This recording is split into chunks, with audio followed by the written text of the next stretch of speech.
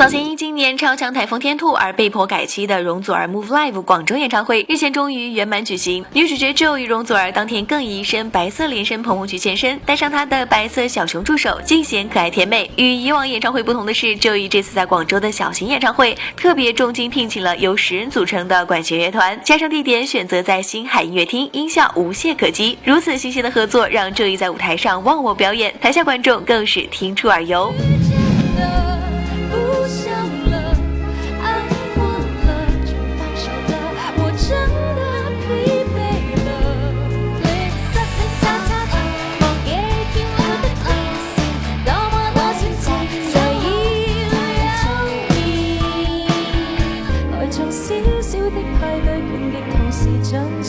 成為小小的愛侶，平淡裡能多相聚，多相隨。